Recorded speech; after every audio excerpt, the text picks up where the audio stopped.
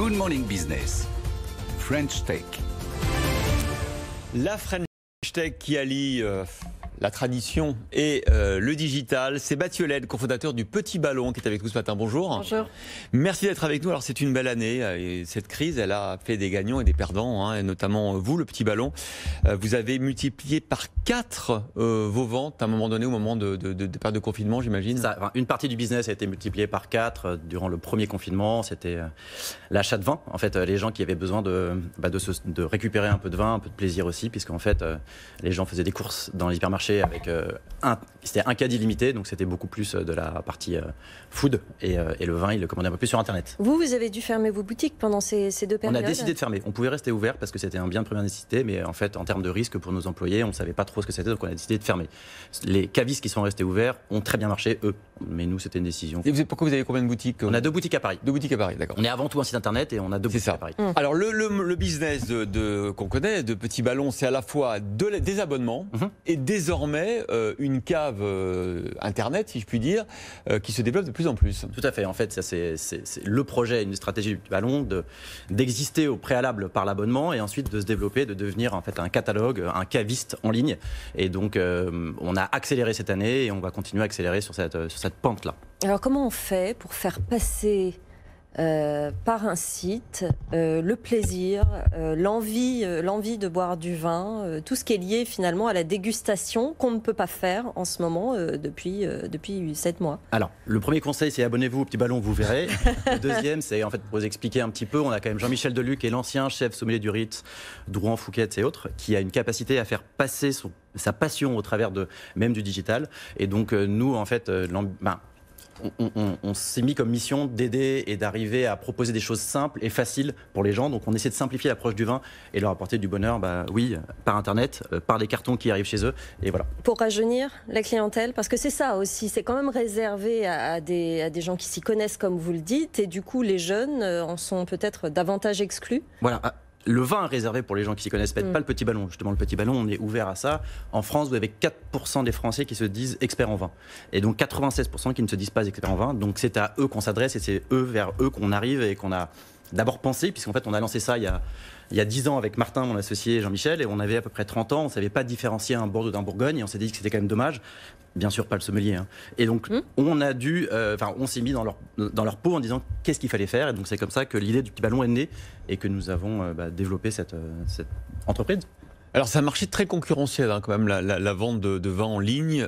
Vous êtes à 20 millions d'euros de chiffre d'affaires, sans doute beaucoup plus cette année d'ailleurs. Alors, 20 millions, c'est l'atterrissage qu'on a sur 2020 et 2021, on sera encore au-dessus. 1,8 million de bouteilles expédiées. Votre particularité, c'est que vous avez des partenariats avec des viticulteurs, à peu près 1 millier de producteurs partenaires. Et j'ai vu que vous aviez envie, en fait, de les laisser travailler leurs vignes et de faire tout le reste pour eux, c'est-à-dire de faire parler de leurs vins, de les commercialiser, de faire la logistique de leur production. Alors, en fait, notre idée a toujours été la même au départ, c'est de se dire qu'un vigneron, il est en vigne et en cave, c'est ce qu'il sait faire. Et la structure actuelle des vignerons font que les très gros ont des services commerciaux et autres.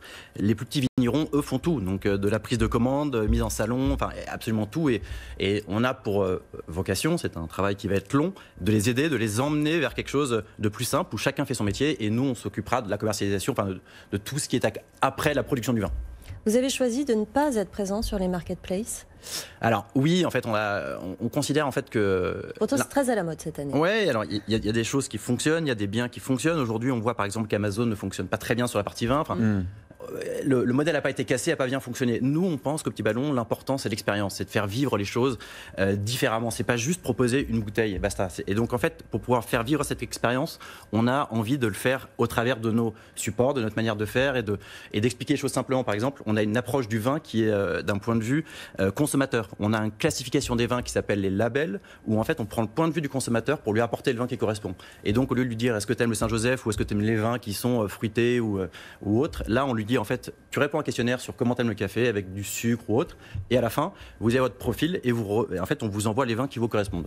Et dans votre catalogue, d'ailleurs, vous mettez en avant maintenant les vins qui sont recommandés par vos abonnés ou vos clients, et c'est ça qui monte dans le catalogue. Alors, c'est la magie d'Internet, c'est d'avoir ce qu'on appelle la data, donc la connaissance du produit, des performances des vins. Donc, nous, on fait des choix d'envoyer, par exemple, dans nos box des vins, et on est persuadé qu'ils sont bons parce que sinon on ne le ferait pas. Et une fois qu'ils sont reçus chez les abonnés, certains en fait sont plus rachetés parce que nos vins peuvent être achetés directement sur notre site et on des notes également. Donc on sait que ces vins-là fonctionnent bien et donc on va les prendre et les garder dans le temps chez nous parce qu'on sait que ça fonctionne. Vous avez décidé d'être distribué aussi chez les Monoprix depuis janvier, c'est ça? Comment on fait partager cette expérience-là, cette particularité via ce réseau? Alors, Monop, donc le groupe Monoprix, on travaille avec l'enseigne Monop qui nous ont fait confiance et on les remercie parce que ils nous ont dit en fait vous savez vous parler aux gens, vous savez comment expliquer les vins, donc on vous donne un peu les clés du camion et faites. Ça c'est un peu la conclusion, mais en gros on leur a dit aujourd'hui il s'est rien passé dans le milieu du vin sur la grande distribution depuis 20 ans. C'est pareil, on arrive devant un rayon, on est perdu. La seule chose qui a été faite, c'est qu'on a augmenté les linéaires, mais en fait, c'est pour perdre encore plus les clients. Donc nous, on s'est dit, il faut prendre le client par la main et lui dire, voilà, telle bouteille te correspond. Donc on travaille, on vient de finir le test sur 2 magasins là, et on ouvre un déploiement jusqu'à 10 magasins avant mars 2021. Donc pour l'instant, Paris, banlieue, et on arrive aussi en province.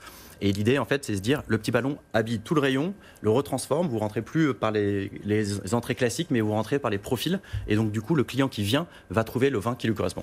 Le marché très concurrentiel, vous revendiquez quelle part de marché, vous, de la vente en ligne, digitale? Parce qu'il y a des gros acteurs qui sont arrivés comme Vente Privée, qui est un des premiers cabis, je crois, aujourd'hui. C'est quoi votre position à vous? Alors, aujourd'hui, il n'y a personne qui a vraiment réussi à prendre le marché du vin sur Internet. Vous avez Cdiscount et Vente Privée qui sont reconnus comme les 2 plus gros. Après, en pure player, il y a 2 intervenants qui sont aussi qui sont encore bons, mais aujourd'hui, personne n'a réussi à vraiment prendre le marché. D'accord. On parle d'un marché de 600 millions, quand il y a d'autres chiffres qui sont sur 1,4 million, donc c'est un peu compliqué aussi d'arriver à avoir ça. Il faut savoir qu'on est dans le top 4, top 5 des vendeurs de vin, et on a pour vocation de continuer à avancer. Merci Mathieu Laine, cofondateur du Petit Ballon, d'avoir été notre invité pour la French Tech aujourd'hui.